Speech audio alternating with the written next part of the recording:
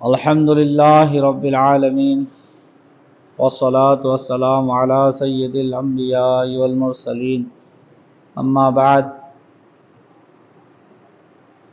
فاعوذ باللہ من الشیطان الرجیم بسم اللہ الرحمن الرحیم۔ ایک روز ایک شخص کو گرفتار کر کے حضرت علی رضی اللہ تعالی عنہ کے سامنے لایا گیا۔ گرفتاری ایک ویران غیر آباد مقام سے ہوئی تھی۔ گرفتاری کے وقت اس کے ہاتھ میں ایک خون آلود چھری تھی۔ یہ کھڑا ہوا تھا اور ایک لاش خاک و خون میں تڑپ رہی تھی۔ اس شخص نے حضرت علی رضی اللہ تعالیٰ عنہ کے سامنے اقبال جرم کر لیا اور انہوں نے قصاص کا حکم دیا۔ اتنے میں ایک اور شخص دوڑتا ہوا آیا اور اس نے حضرت علی رضی اللہ تعالی عنہ کے سامنے اقبال جرم کیا۔ حضرت علی رضی اللہ تعالی عنہ نے ملزم اول سے یعنی پہلا جو ملزم تھا پوچھا، دریافت کیا کہ تو نے کیوں اقبال کیا، یعنی کیوں قبول گیا جرم کرنے کے بعد۔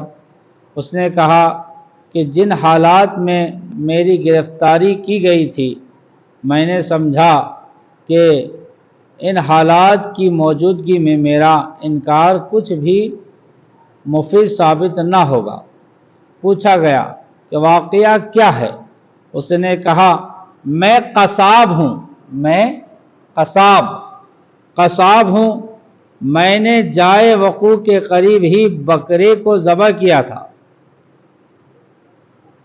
بکری کو ذبح کیا تھا، گوشت کاٹ رہا تھا کہ مجھے پیشاب کا زور پڑا اور میں جائے وقوع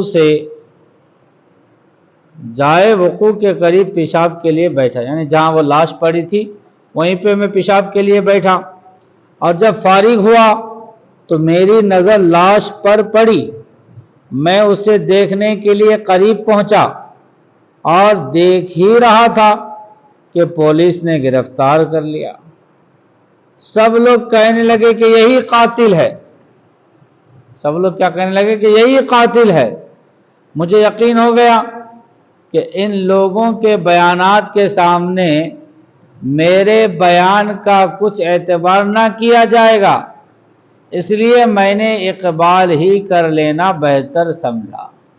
یعنی جرم قبول، حالانکہ وہ جرم نہیں کیا تھا، اس نے قتل نہیں کیا تھا، پھر بھی اقبال ہی کر لینا اس نے بہتر سمجھا۔ اب دوسرے اقبالی مجرم سے دریافت فرمایا۔ اس نے کہا میں ایک اعرابی ہوں، مفلس ہوں، مقتول کے میں نے یعنی لاش کو میں نے بطمع مال یعنی مال کی لالچ میں قتل کیا تھا۔ اتنے میں مجھے کسی کے آنے کی آہٹ معلوم ہوئی، میں ایک گوشے میں جا چھپا۔ اتنے میں پولیس آ گئی، اس نے پہلے ملزم کو پکڑ لیا۔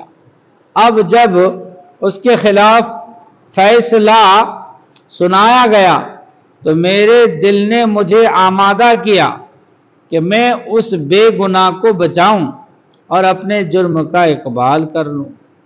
یہ سن کر حضرت علی رضی اللہ تعالی عنہ نے حضرت امام حسن رضی اللہ تعالی عنہ سے پوچھا کہ تمہاری کیا رائے ہے؟ حضرت علی نے کس سے پوچھا؟ امام حسن رضی اللہ تعالی عنہ سے پوچھا۔ حضرت علی رضی اللہ تعالی عنہ نے حضرت امام حسن رضی اللہ تعالی عنہ سے پوچھا کہ تمہاری کیا رائے ہے؟ تو انہوں نے کہا امیر المومنین، اگر اس شخص نے ایک کو ہلاک کیا ہے تو ایک شخص کی جان بھی بچائی ہے، ایک کو مارا ہے تو ایک کی جان بھی بچائی ہے، اور اللہ نے فرمایا ہے وَمَنْ أَحْيَاهَا فَكَأَنَّمَا أَحْيَا النَّاسَ جَمِيعًا۔ حضرت علی رضی اللہ تعالی عنہ نے یہ مشورہ قبول کر لیا اور دوسرے ملزم کو بھی چھوڑ دیا اور مقتول کا خون بہا بیت المال سے دلا دیا۔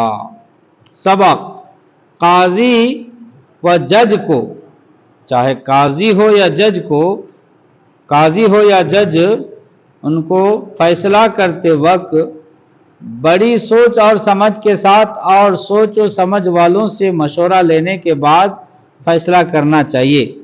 اور یہ بھی معلوم ہوا کہ حضرت امام حسن رضی اللہ تعالی عنہ بڑے دانا اور تفقہ کے مالک تھے، اور یہ بھی معلوم ہوا کہ بڑا اگر چھوٹے کے مشورہ کو بہتر جان کر اس پر عمل کرے تو اس کی بڑائی میں فرق نہیں آ جاتا۔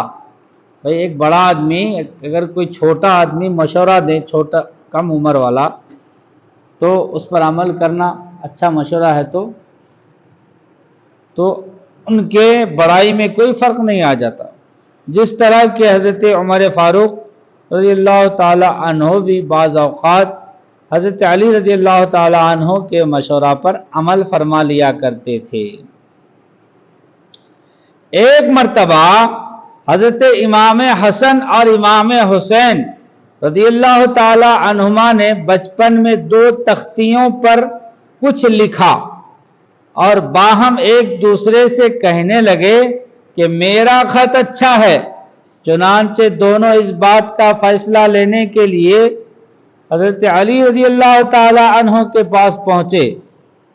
حضرت مولا علی رضی اللہ تعالی عنہ نے اس مقدمہ کا موافعہ یعنی فیصلہ حضرت فاطمہ رضی اللہ تعالی عنہا کے سپرد فرمایا کہ جاؤ امی کے پاس جاؤ، وہ فیصلہ کر دیں گے۔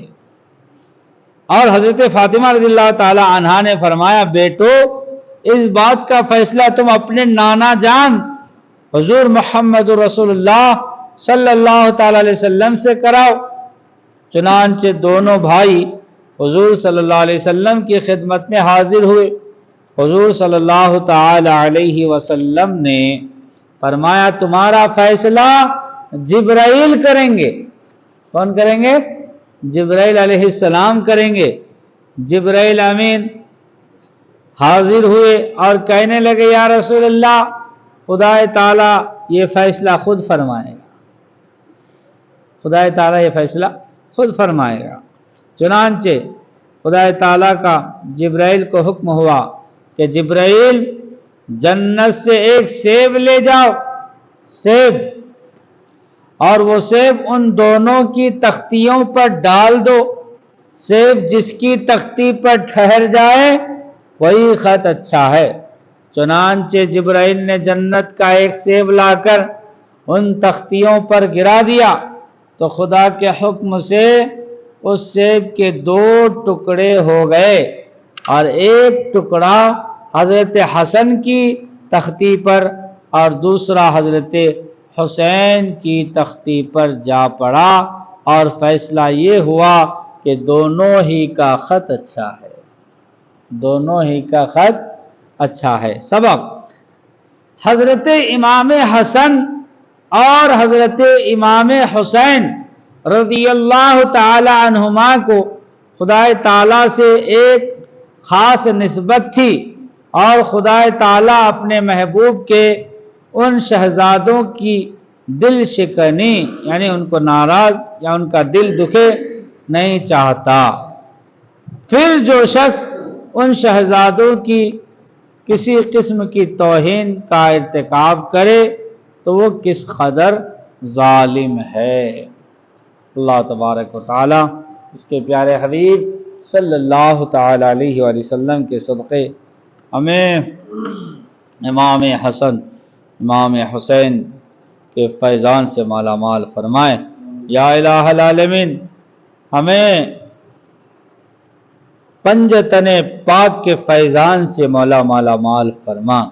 اے مولا تو اپنے فضل و کرم سے ہماری مغفرت فرما، ہمارے ماں باپ کی مغفرت فرما۔ اے مولا ہمیں ایمان پر قائم و دائم فرما، ایمان پر خاتمہ نصیب فرما۔ سبحان ربک رب العزت عما یصفون سلام علی المرسلین الحمد للہ رب العالمین۔